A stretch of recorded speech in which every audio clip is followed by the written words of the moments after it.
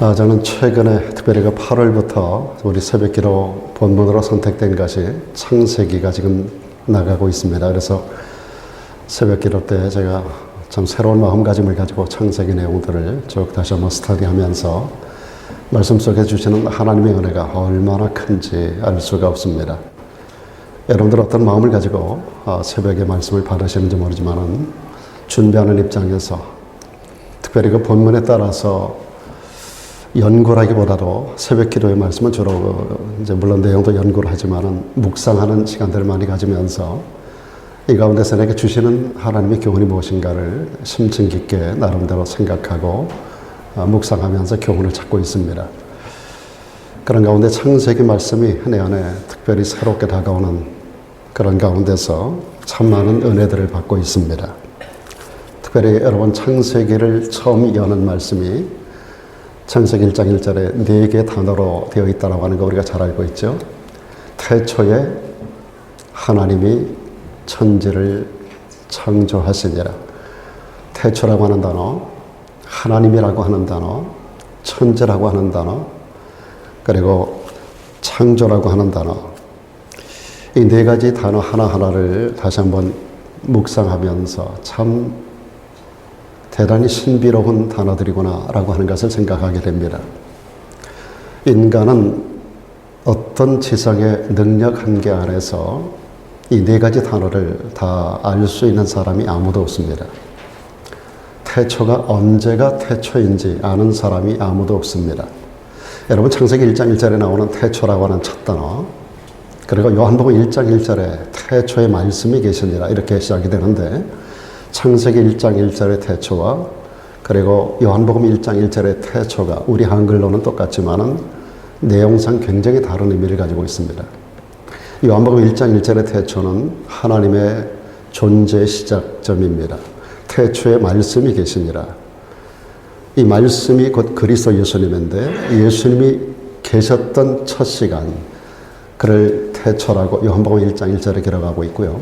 그 다음에 창세기 1장 1절에 나타나고 있는 태초는 우주 만물의 시작인 첫 시간을 말하는데 언제 만물이 처음 만들어졌는가, 태초가 언제인지 어떤 학자도 알 수 있는 사람이 아무도 없습니다. 성경학자들은 6,000년이라 말하는 사람도 있고 14,000년까지 보는 분들도 많이 있습니다만 오늘 세상적인 수많은 그 학자들은 수십억 년 전으로 올라가서 존재를 이야기하는 분들이 많이 있잖아요. 이 태초에 대한 시간을 아는 사람은 아무도 없습니다. 그리고 태초에 하나님이, 우리가 하나님이라고 하는, 하나님을 우리가 참 많이 부르고 하나님을 믿는다라고 하는데 하나님이 어떤 하나님인지를 정확하게 아는 사람이 아무도 없습니다. 여러분 하나님의 그 위대하심과 원대하심과 광대하심, 그 하나님께서 당신을 조금 보여주신 것이 바로 성경이에요. 그 성경으로는 계시의 책이라고 하잖아요. 계시라고 하는 것은 이렇게 열어서 보여주는 것을 계시라고 그래요. 이렇게 감싸고 있는데 열어서 보여주는 만큼만 우리가 보는 거예요.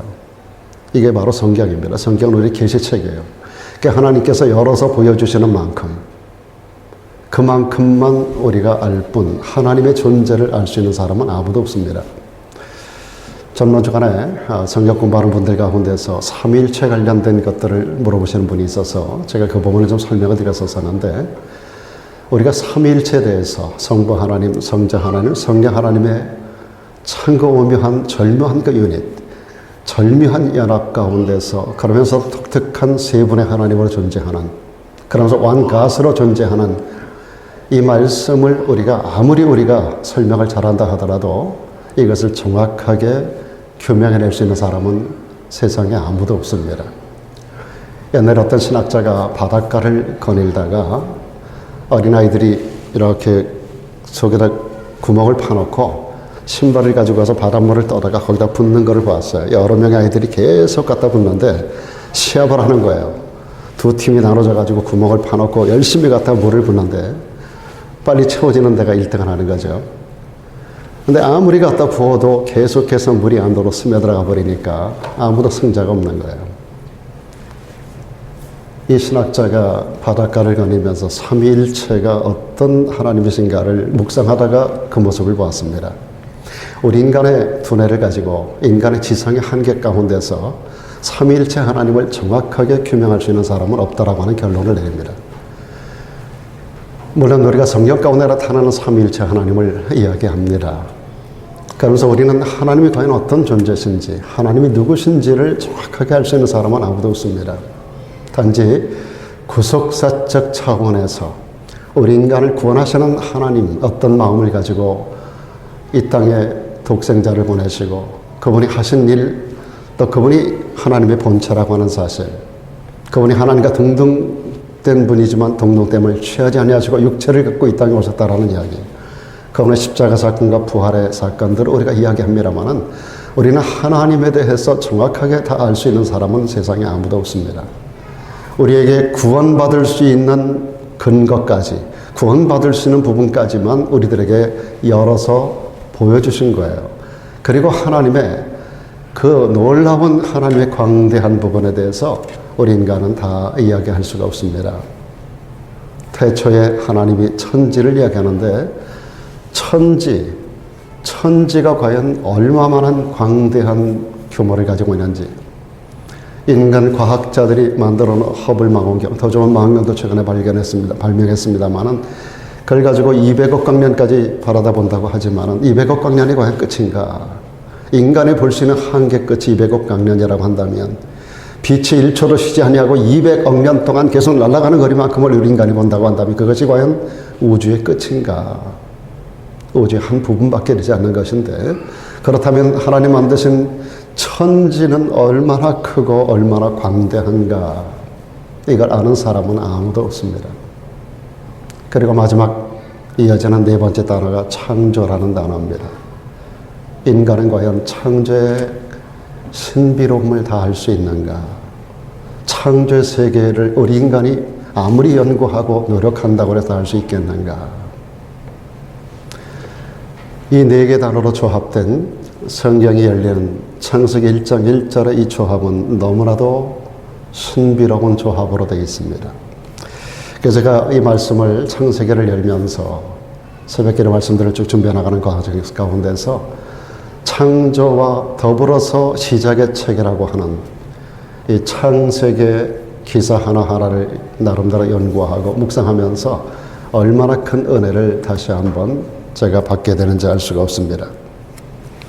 여러분, 이 광대하고 아름다운 우주 만물을 여러분들이 늘 바라보시는데, 여러분 땅만 바라보기 때문에 잘 모르시겠습니다만은 또 우리 사는 이 땅이 주로 박토 아닙니까? 거의 광야 같은 땅인데 여러분들이 잘 느끼지 않을지 모르겠습니다만은, 여러분 이 아름답고도 이 광대한 우주 만물, 여러분 밤하늘을 얼마나 가끔 쳐다보십니까?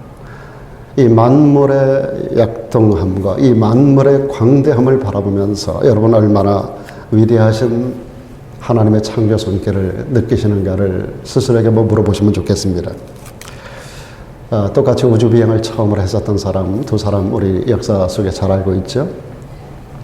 1961년에 최초로 우주를 다녀왔다라고 하는 러시아의 유리 가가린이라는 사람이 있었고요. 그리고 꼭 10년 후에 미국에서 1971년도지요. 역시 우주를 다녀온 미국의 제임스 어윈이라고 하는 분이 있습니다. 유리 가가린도 우주를 다녀오고 제임스 어윈도 똑같은 곳을 갔다 왔다고 할 때, 그들이 다녀오고 나서 그들이 본 것은 분명히 똑같은 것이었을 텐데 그들이 다녀오고 나서 했던 말이 굉장히 다른 것을 볼 수가 있습니다. 러시아 유리 가가린은 이런 말을 했습니다. 내가 우주를 비행해 보니까 신은 어디에도 없더라. 무한 공간밖에 신은 어디서도 발견할 수 없더라라고 하는 그런 말을 했습니다. 그런데 미국의 제임스 어윈은 똑같은 것을 보고 봤는데도 그는 이런 말을 하고 다닙니다. 우주에 나가보니 우주에도 하나님이 계셨고 달에도 하나님이 계셨고, 그리고 지구로 귀환하면서 대서양을 바라보니 대서양에도 하나님이 계셨고, 그리고 오늘날 내가 살아가는 모든 삶의 공간 어디에도 하나님이 안 계시는 곳이 없더라라고 하는 그런 유명한 말을 남겼습니다.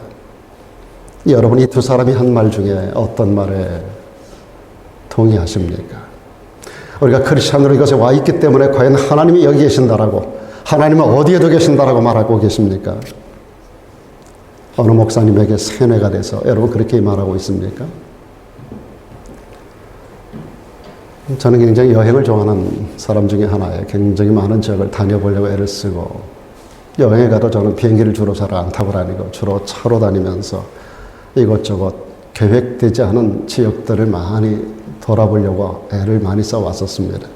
한국에 있을 때도 굉장히 여기저기를 많이 다녔고, 미국에 와서도 캐나다에서도 다녀보려고 굉장히 애를 많이 쓰고, 제가 이 자연을 보는 것을 너무너무 좋아해요.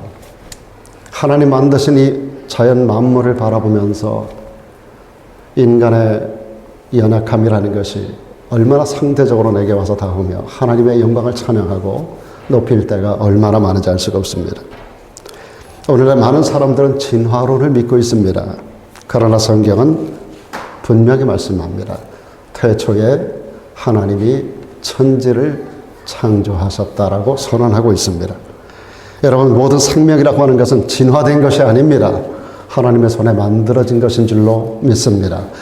모든 우주 역시도 저절로 생겨난 게 아닙니다. 여러 가지 많은 이론들을 말하고 있습니다만은 이 모든 것들은 말 그대로 이론일 뿐입니다. 사실이 아닙니다. 그러나 오늘 세상, 우리 밑에 자라나는 우리 아이들은 다 그런 세상적 학문을 배우면서 세상을 살아가고 있기 때문에 많은 무신론자들이 우리 자녀들 가운데서도 나오고 있다는 현실입니다. 여러분, 창세기 1장과 2장에 보면 창조기사가 쭉 기록되어 있는데 거기에 하나님께서 만들었다라고 하는 단어가 4가지가 기록되어 있는 걸 볼 수가 있습니다. 우리말로는 made라는 말로만 설명할 수 있지만 창세기에는 하나님의 만드심에 대한 것이 4가지 단어로 기록되고 있음을 보여주고 있습니다. 제일 먼저 기록되고 있는 단어가 아사라는 단어입니다. 아사는 이미 창조된 것을 가지고 더 나은 물질을 만들어내는 것을 아사라고 합니다. 두 번째 기록된 단어가 야차르라고 하는 단어를 쓰고 있습니다. 이것은 특별한 목적을 가지고 기존의 물질을 완벽하게 또 다른 모양으로 조성하는 것을 야차르라고 말합니다. 성경에 보면은 토기장의 비유가 나와요. 하나님을 우리는 토기장이라고 말합니다. 토기장이는 계획을 가지고 기존하는 흙을 새롭게 또 다른 형태를 가지고 목적을 가지고 만들어 나가잖아요. 창세기 2장 7절에 보니까 하나님께서 인간을 만드신 장면이 나오잖아요. 창세기 2장 7절에 보시면 기록이 잘못됐습니다. 창세기 2장 7절에 보면 여호와 하나님이 땅의 흙으로 사람을 지으시고 생기를 그 코에 불어넣으시니 사람이 생명이 되었다. 그렇게 기록하고 있습니다. 땅의 흙으로 하나님께서 특별한 계획을 가지고 이것을 가지고 사람을 만드시죠. 자, 그래서 야차르라고 하는 것은 토기장이가 어떤 목적을 가지고 흙으로 그릇을 만들어내는 것처럼 이렇게 기존의 물질을 완벽하게 조성하는 것입니다. 세 번째, 바나라고 하는 단어가 있습니다. 바나. 이 바나라고 하는 단어는 하나님께서 아담의 갈빗대를 빼서 하와를 지으셨을 때 사용한 단어가 바나라고 하는 단어입니다. 건축한다라고 하는, 빌드라고 하는 그런 의미를 가지고 있습니다.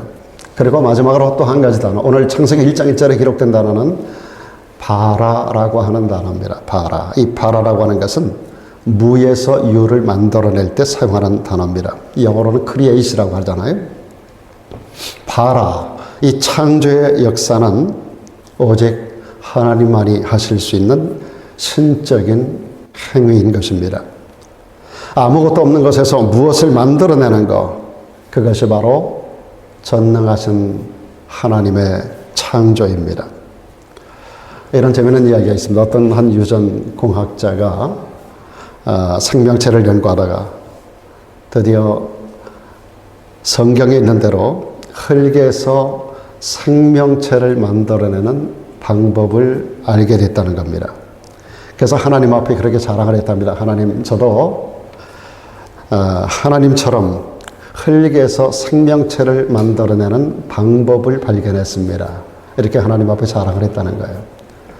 그랬더니 하나님께서 그래? 그럼 한번 만들어 보거라. 그랬더니 유전공학 박사가 이제 흙을 갖다가 물을 부어서 흙을 막 개기를 시작을 했습니다. 그랬더니 하나님께서 스톱. 네 거 가지고 만들어라. 네 거 가지고 만들어라. 내가 만들어 놓은 것 가지고, 이미 내가 만들어 놓은 흙을 사용하지 말고 네 거 가지고 만들어라. 우리 인간도 만듭니다. 우리 인간에게도 창조의 능력이 있습니다. 그런데 우리 인간은 이미 하나님께서 주신 어떤 것을 가지고 또 다른 형태로 만들어내는 그런 능력을 가지고 있지만, 무에서 유를 만들어내는 능력은 하나님께만 있는 것입니다. 이 세상에 있는 모든 것은 다 하나님이 만들어 놓으신, 하나님께서 창조하신 피조물들인 것입니다. 아무것도 없는 상태에서 하나님께서 전능하신 창조 능력으로 만들어 놓은 것이 바로 이 우주 만물인 것이죠. 그 사람은 이미 있는 것을 가지고 다른 모양으로, 다른 형태로 만들 수 있는 재주는 가지고 있습니다. 음식을 만들 때도 그렇고, 텔레비전을 만들 때도, 여러분 손안에 셀폰도, 자동차도, 세상에 그 어떤 것도 우리가 신기하다고 하는 문화, 문명, 물질 문명의 총화라고 말하는 그 모든 것들이 전부 하나님께서 이미 만들어 놓은 어떤 재료를 가지고 하나님 주신 능력 안에서 우리 인간이 만들어서 문화를 발전시켜 나가는, 그 우리 인간의 그 필요에 따라서 그렇게 만들어가는 것이죠. 그래서 우리 인간에게는 창조라고 하는, 이 바라라고 하는 단어는 하나님께만 사용하는 것이지 우리 인간이 사용할 수 있는 단어가 아니라고 하는 것입니다. 오늘 우리가 보는 이 모든 만물이 모두 창조주 하나님의 작품인 줄로 믿습니다. 그런데 우리를 창조하신 하나님은 우리 인간을 하나님의 형상을 따라 만드셨습니다. 창세기 2장에 보니까 하나님께서 하나님의 형상을 따라 우리 인간을 만들었다고 말씀하시는데, 그 하나님의 형상이라는 의미 속에는 여러 가지 의미를 담고 있습니다. 그 중에 하나가 전번 시간에 말씀드렸던 자유의지라고 하는 개념이 있습니다만은, 또 한 가지 하나님의 형상 안에는 창조성이라는 의미를 가지고 있는 그런 뜻을 가지고 있습니다. 물론 우리 인간은 무에서 유를 만들어내는 하나님과 같은 창조를 할 수는 없지만, 유에서 유를 만드는 그러한 능력이 우리 인간에게 주어져 있다는 겁니다. 우리가 그런 말을 많이 하잖아요. 필요는 창조의 어머니다. 그런 말을 많이 합니다. 필요에 의해서 사람들은 뭔가를 또다시 만들어 나갑니다. 사람들은 이미 하나님께서 만들어 놓으신 재료들을 이용해서 하나님이 주신 창조성을 가지고 필요에 의해서 전기로 만들어내고 자동차, 비행기 뭐 다 만들어내고 있습니다. 그리고 계속해서 문명을 발전시켜 나가고 있어요. 여러분, 이러한 창조의 역사는 꼭 눈에 보이는 것만을 의미하지 않는다는 겁니다. 우리는 하나님 주신 창조적 능력 안에서 창조적인 삶을 살아야 하는 존재로 하나님이 우리를 만들었다는 사실입니다. 우리가 하나님의 창조의 능력을 가지고, 창조성을 가지고 뭔가를 만들어내는 것만이 아니라 우리 삶 자체가 창조적인 삶을 살라고 하나님께서 우리들에게 하나님의 형상을 따라 창조성을 우리들에게 부여해 주셨다라고 하는 겁니다. 사람은요, 두 종류의 사람으로 말할 수 있습니다. 건설적인 사람이 있고 파괴적인 사람이 있습니다. 건설적인 사람은 항상 건설적인 생각을, 창조적인 생각을 하고 창조적인 말을 하고 창조적인 행동을 합니다. 파괴적인 사람은 그렇지 않아요. 생각하는 것이 파괴적입니다. 말하는 게 아주 파괴적이에요. 행동하는 게 파괴적이에요. 창조적인 사람과 파괴적인 사람은 이스라엘 백성들 가운데 12정탐꾼의 모습에서 비견될 수 있습니다. 거기 보면 12정탐꾼이 가나안 땅을 탐지하고 와서 보고를 하는데 10명은 부정적인 보고를 하고 2명은 긍정적인 보고를 합니다. 대략 세상 살아가는 모든 사람들 가운데 창조성을 가진 창조적인 생각과 창조적인 언어, 그리고 창조적인 행동을 하는 사람은 약 12명에 2명 정도밖에 되지 않는다라고 하는 수치입니다. 똑같은 환경임에도 불구하고, 똑같은 것을 보고 있음에도 불구하고, 똑같이 주어진 삶의 현장 속에 살아감에도 불구하고 내가 어떤 성향의 사람인가에 따라서 살아가는 모습이 그렇게 많이 다른 겁니다. 그 2명은 하나님께서 예비한 가나안 땅에 들어갔고 나머지 10명과 그 나머지 10명을 따랐던 수많은 모든 이스라엘 백성들 전체는 광야에서 죽음을 당하고 말았습니다. 우리가 어떤 성향을 가지고 살아가는가에 따라서 인생의 결과가 굉장히 달라진다라고 하는 것을 보여주고 있는 것이 바로 12정탐꾼을 통해서 보여지는 교훈인 것입니다. 창조주 하나님은 피조물인 우리들이 창조적인 삶을 살아가기를 원하는 줄로 믿습니다. 반면에 마귀는 그 이름의 뜻이 뭡니까? 대적하는 자, 고소하는 자, 참소하는 자, 고발하는 자, 비방하는 자라고 하는 그런 뜻을 가지고 있습니다. 한마디로 말하면 파괴하는 자라고 하는 의미를 가지고 있습니다. 그래서 여러분 예수님께서 요한복음 10장 10절에서 말씀하시잖아요.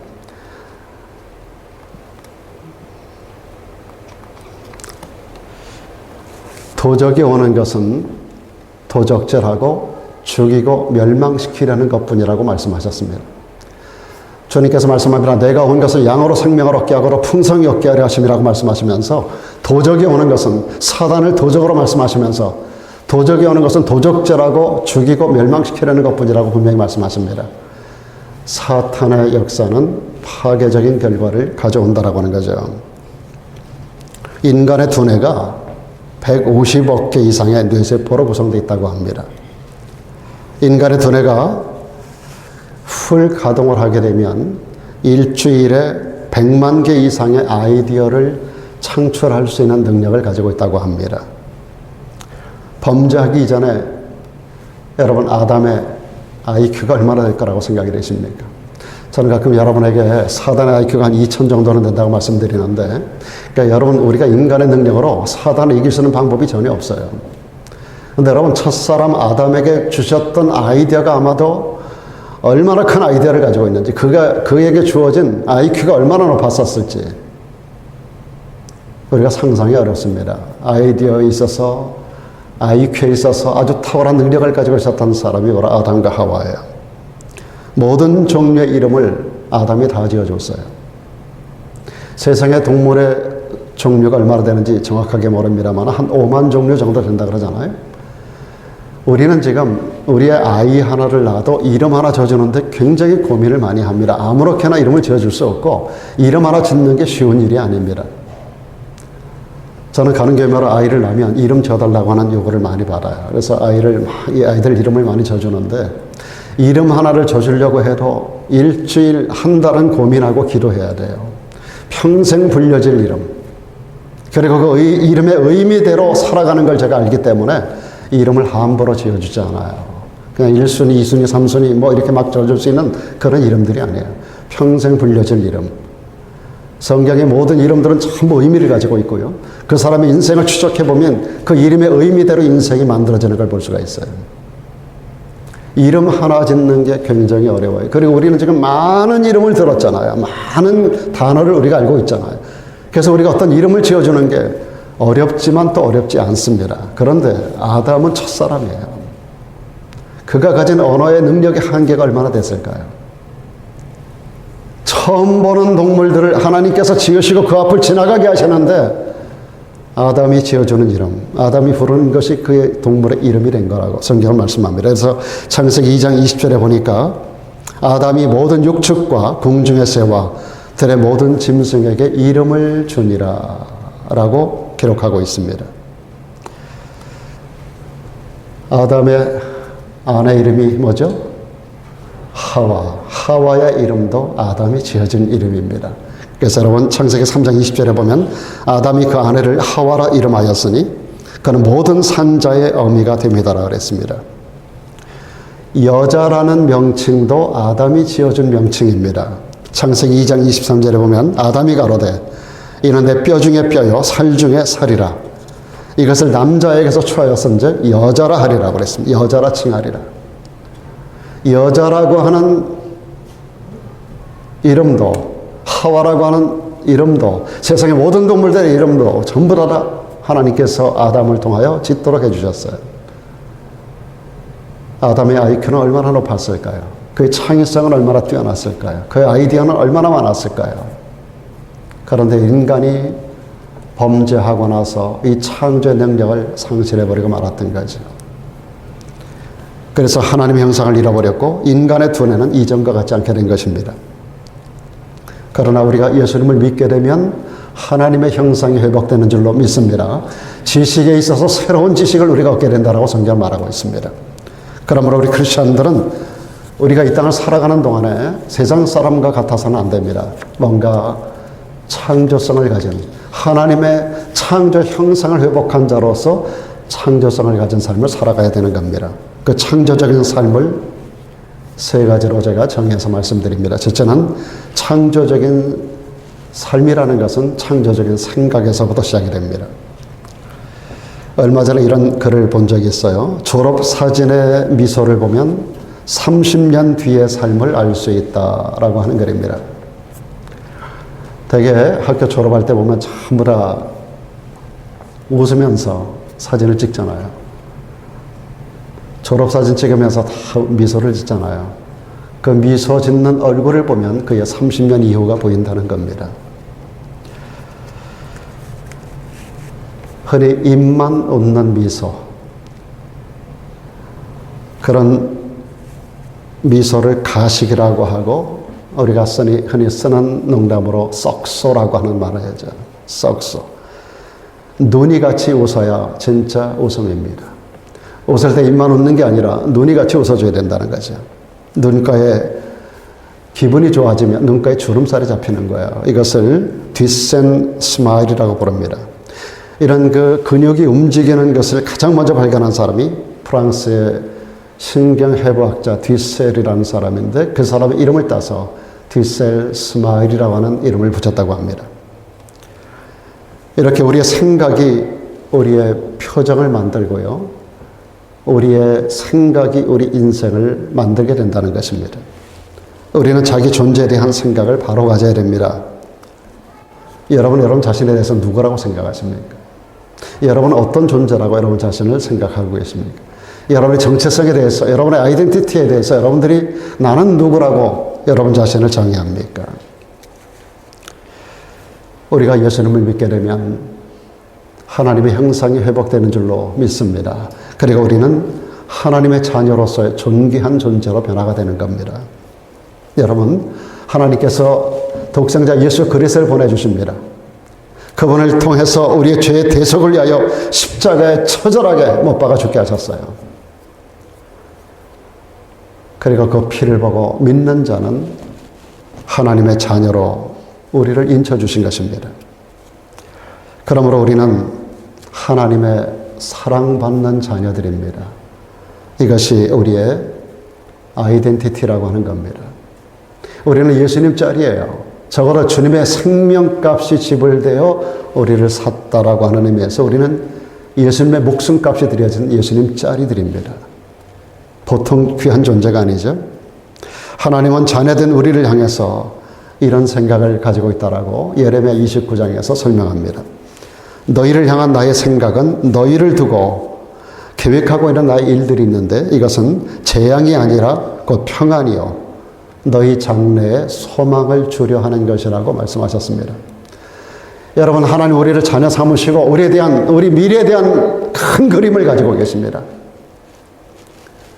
재앙이 아니라 우리들에게 평안을 주시기 원하고 장래에 소망을 주기 원하시는 우리의 아버지 되시는 그 하나님, 그분이 우리를 자녀 삼으시고 우리의 평생의 삶에 평안을 허락하시고 그리고 평생의 삶에 소망을 주시는 하나님이신 줄로 믿습니다. 그러므로 우리 현실이 아무리 어렵고 암담해도 우리의 생각을 우리가 언제나 긍정적인 생각을 가져야 되고 창조적인 생각을 가져야 됩니다. 하나님은 우리를 형통케 하시는 하나님이다. 성경을 분명히 우리들에게 선언해요. 하나님은 그 자녀들의 형통을 기뻐하시는 하나님이라고 그랬어요. 인생의 걷는 걸음이 걷는 자에게 있지 않다고 그랬어요. 우리의 걸음을 지루하시는 분이 하나님이라고 그랬어요. 그분이 우리의 모든 삶을 형통하게 인도하기를 원하신다라고 성경을 말하고 있어요. 자녀들의 형통을 기뻐하시는 하나님. 영접하는 자, 곧 그 이름을 믿는 자들에게는 하나님의 자녀가 되는 권세를 주었다 그랬잖아요. 주님을 영접한 여러분들, 하나님 자녀가 됐음을 믿습니까? 여러분들에게 성경은 말씀합니다. 자녀의 형통을 기뻐하시는 하나님. 그분이 우리들의 영혼이 잘 되기를 원하셔요. 우리가 범사가 잘 되기를 원하셔요. 늘 영력 안에 건강한 삶을 살기 원하세요. 하늘의 생명으로 충만하기를 원하세요. 이런 놀라운 은혜 가운데 우리가 살아갈 수 있음을 우리는 분명히 믿어야 됩니다. 이런 우리의 긍정적이고 창조적인 생각을 갖기를 원하신다는 것입니다. 그뿐만 아니라 우리의 긍정적 생각뿐만 아니라 한 걸음 들어가서 우리는 창조적인 말을 할 줄 알아야 된다는 겁니다. 하나님은 말씀으로 천지를 창조하셨어요. 여러분, 하나님 말씀에는 창조의 권능이 있는 줄로 믿습니다. 있으라 하심에 있었다고 그랬어요. 여러분, 창세기 1장을 오늘 가서 한 번 더 보세요. 6일 동안의 모든 창조 가운데 하나님은 무에서 유를 만드는 과정에 있으라, 빛이 있으라 하심에 빛이 있었고, 내라 함에 그대로 되었고, 성경의 말씀 그대로 되는 겁니다. 명령하는 대로 그대로 되는 겁니다. 하나님의 입으로 나온 모든 말씀은 권세를 가지고, 창조의 권능을 가지고 다 그대로 이루어지는 역사가 일어나는 겁니다. 하나님을 믿는 하나님의 자녀들에게도 이 말의 권세가 있다는 거 여러분 아셔야 됩니다. 하나님은 출애굽해서 광야를 가는 이스라엘 백성들에게 이렇게 말씀합니다. 너희 말이 내 귀에 들리는 대로 내가 해줄 거야. 너희 말하는 대로 너희 운명을 내가 결정해 줄 거야. 너희 말하는 대로 내가 너희의 길을 인도해 줄 거야 라고 하나님께서 말씀하십니다. 그 후로 여러분 성경을 쭉 보세요. 출애굽기 이후에서 하나님께서 너희 말하는 대로 내가 해줄 거야 라고 말씀하시고 나서 그 이후에 구약성경 전체 스토리를 한번 쭉 여러분이 읽어보시면 그 이후에 이스라엘의 모든 역사는 이스라엘 백성들의 말에 의해서 결정되는 걸 볼 수가 있습니다. 그들의 말대로 이루어진 역사가 이스라엘의 역사입니다. 왜요? 하나님이 그렇게 약속하셨으니까. 너희 말하는 대로 내가 해줄 거야. 너희 하는 말을 내가 귀에 듣는 대로 내가 해줄 거야 라고 말씀하셨기 때문입니다. 우리 말에는 권세가 있습니다. 말대로 되는 줄로 믿습니다. 창조적인 말을 하면 창조의 역사가 일어나고요. 파괴적인 말을 하면 우리 삶이 여러모로 공격을 당합니다. 파괴적인 역사가 일어나게 됩니다. 그러므로 우리 믿음의 사람들은 현실이 아무리 어려워도 건설적인 말을 해야 돼요. 창조적인 말을 해야 돼요. 긍정의 말을 해야 돼요. 사도 바울이 고린도후서 1장 19절에서 이렇게 말합니다. 너희 가운데 전파된 하나님의 아들 예수 그리스도는 예 하고 아니라 함이 되지 아니하였으니 저에게는 예만 되었느니라 그랬습니다. 다 같이 한번 따라서 예. 여러분, 그리스도 예수 안에서 우리는 예만 할 수 있는 성도들이 돼야 돼요. 아니라 하지 말라 그랬습니다. 그러므로 우리 믿음의 사람들은 현실이 어려워도 언제든지 건설적이고 긍정적이고 창조적인 말을 할 줄 알아야 됩니다. 여러분, 병에 걸렸습니까? 병이 고쳐주실 것을 믿으시고 긍정의 말을 쏟아내시기 바랍니다. 나 이 병 때문에 죽을 것 같아. 그러면 죽는 거예요.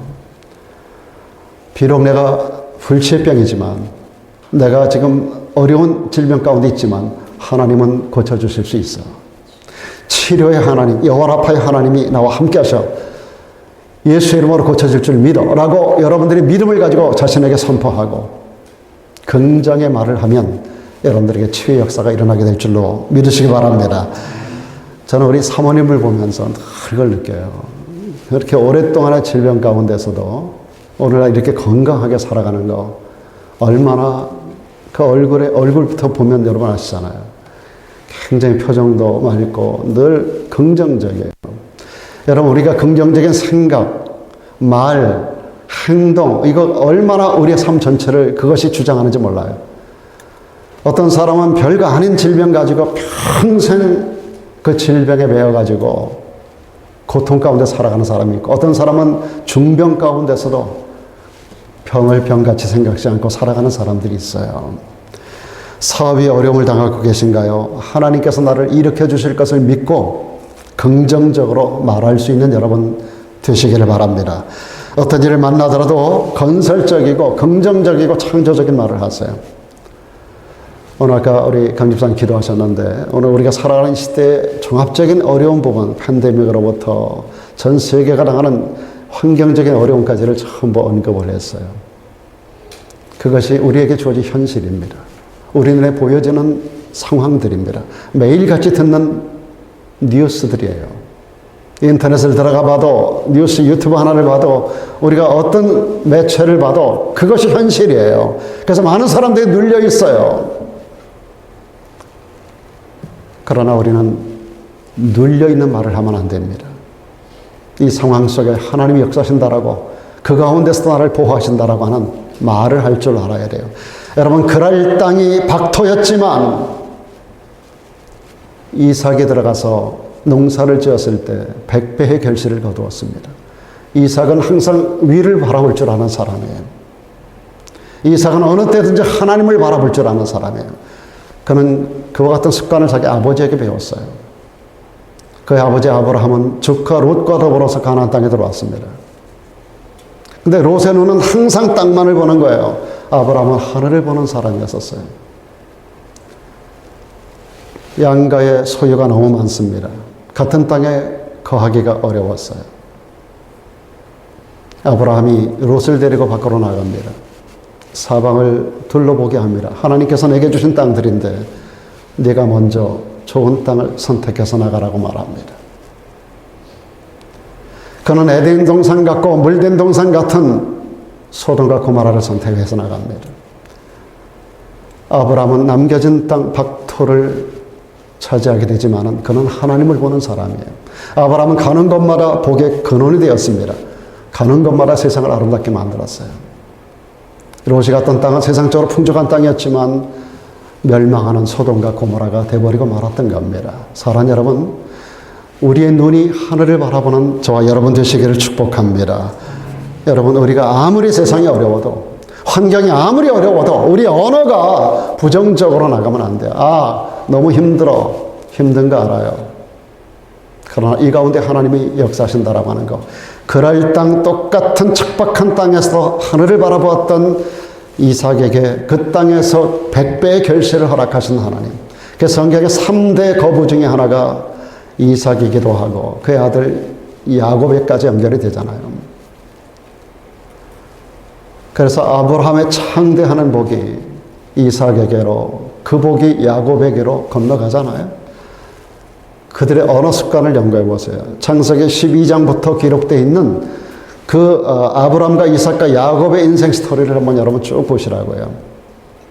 그들은 하나님을 바라볼 수 있었어요. 그들의 주어진 환경은 굉장히 열악한 환경이에요. 본토 친척 아비 집을 떠나야 돼요. 내일을 세상적으로 담보받을 수 있는 조건이 아니에요. 그런데 하나님만을 바라보고 떠나는 아브라함.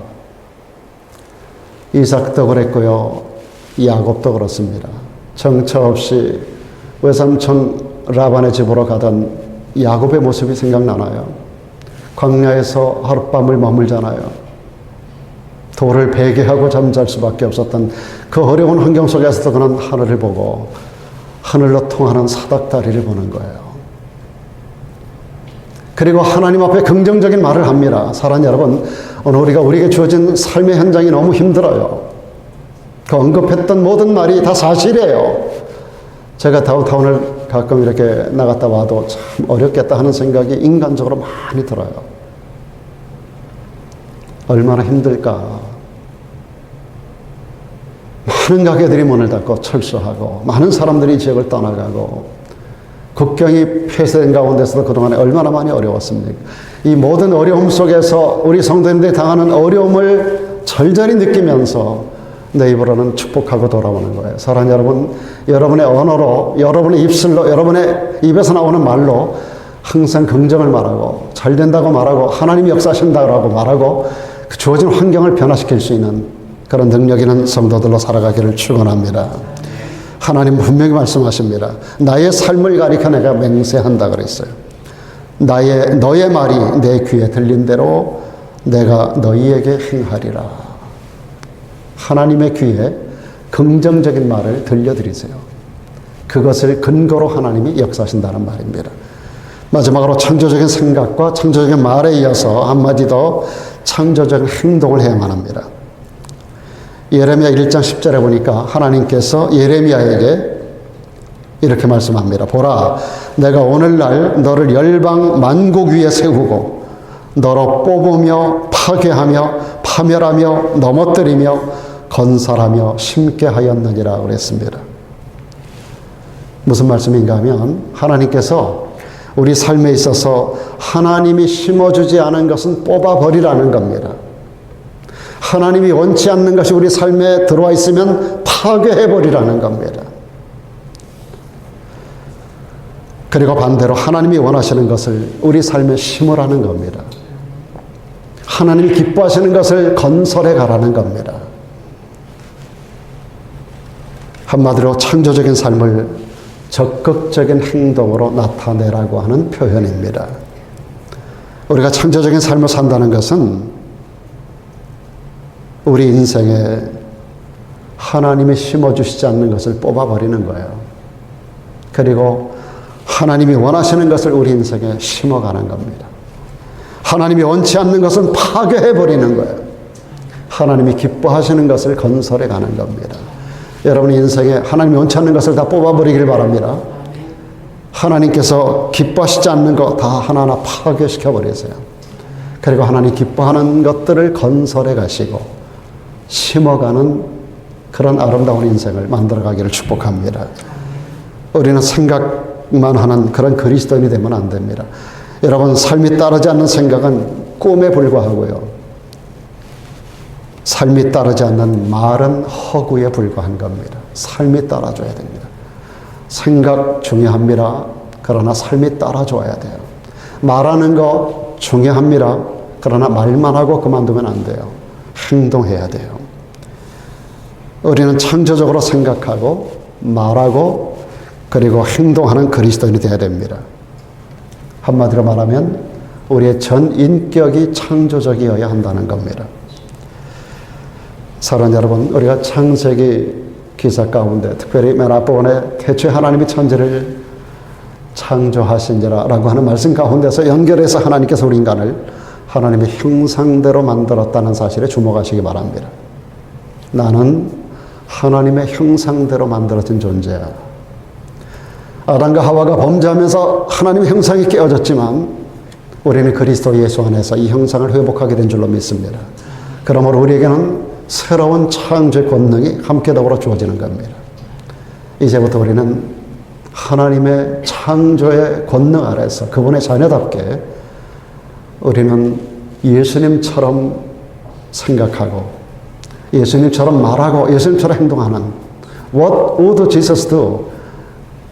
예수님이라면 어떻게 하실까를 생각하면서 날마다 긍정의 말, 창조적인 말, 적극적인 말, 이 말들을 우리 입에서 토해내고 생각하고 품고 행동할 수 있는 그러한 창조적인 삶을 이뤄내는 저와 여러분 모두가 되기를 축원합니다.